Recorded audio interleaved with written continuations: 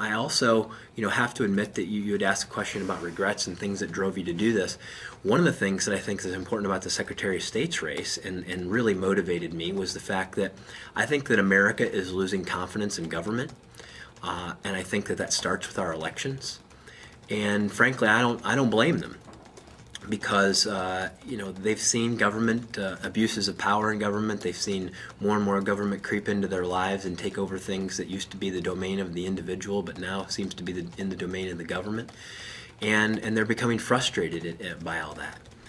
And the Secretary of State's office plays a critical role as the chief elections officer of the state of Ohio, because of the very fact that as the chief elections officer, you're responsible for preserving the honor and integrity of the election system.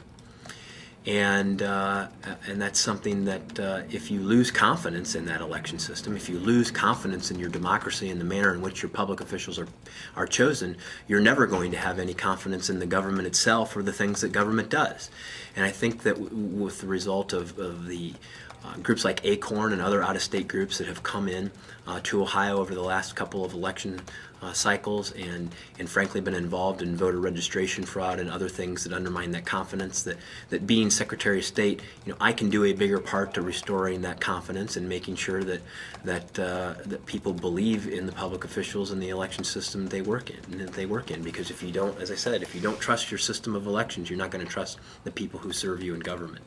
And those were big issues. And I will also put on the list as another motivating factor for myself running for Secretary of State has to deal with the apportionment board. And the apportionment board is composed of the governor, auditor, and Secretary of State. And with the system, the way the system works, it's pretty hyper-partisan right now, and that whichever party wins 2 of the 3 of those offices will draw all the legislative lines and essentially cast the die to guarantee that they are in charge of state government, or at least the legislative agenda for the next decade. And I want to change that. I believe that we shouldn't have a system where Republicans or Democrats seize power and draw lines in a partisan manner that really carves out voters in a way that allows the politicians to pick the voters rather than allowing the voters to pick their public officials. And I want to change that. And I believe that most Republicans and Democrats and independents alike want to change that. And so I've pursued that in the Senate. I will continue to pursue it as a candidate for Secretary of State. And I will pursue it as Secretary of State if I'm unsuccessful at getting it done ahead of the election. Because right now, a lot of people are frustrated with government, and they don't believe that government's being responsive. Well, if we have a system that creates a hyper-partisan atmosphere, and we have a system that essentially inoculates many elected officials from having competitive elections, then in that circumstance, democracy cannot serve as the accountability mechanism for which it's intended, and our elections can't. And so therefore we have to change the system that has allowed people to, as I said, allowed the political class to pick the voters rather than allowing the voters to pick political leaders as the course of competitive elections. And I'm going to work on that until I get it done.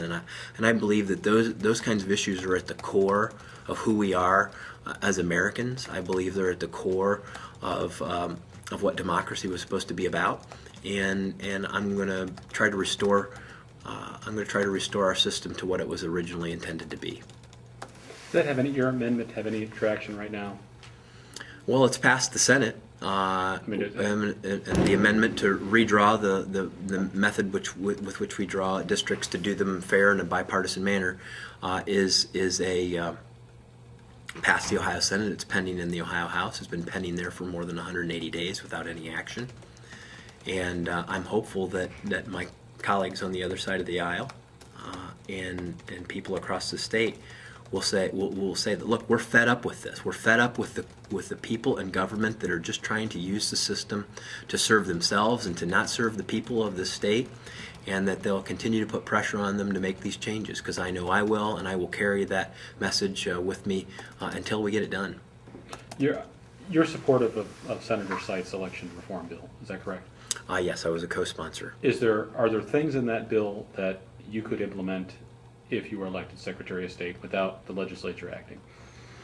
Uh, Stuff with the database, those things. Are those things you could do if you were Secretary of State? I think that you can. I think that you can put forth a system to create a statewide voter database that would help ensure people on election day that nobody who's not duly registered to vote is voting, so that we would eliminate the potential for election fraud. And I also think that we could minimize the number of provisional ballots that are used in the chance that a vote's not counted because someone's in the wrong polling place. And I think that if you had a statewide voter database where you had that information available at the polls, someone could come vote, and if they weren't there, if they weren't supposed to be at that polling location, you could direct them to the correct polling location so that they voted in the right place, on the right issues, and so that their vote would count. Right now, the local poll workers don't have access to all that information. And it creates a lot of confusion, and a single source like a statewide voter database would help improve that, and I think really take a lot of the confusion and the contention out of the elections, and make it easier and more cost effective to operate and run. And I hope we get the legislation, though, because I would really like the force of law to compel the Department of Transportation to transfer that information electronically from the Bureau of Motor Vehicles to local elections, boards of elections, so that we can take out the cost of converting that data, and that we can require other state agencies to be cooperative in this process. What else would you change if elected that Brunner has put into place since she's been in office? Well, without getting into the continual disagreements that I have with Secretary Brunner, rather than being critical, I'd just like to say let's start fresh, and let's do a top-to-bottom review in conjunction with the local elections officials at the local boards of elections.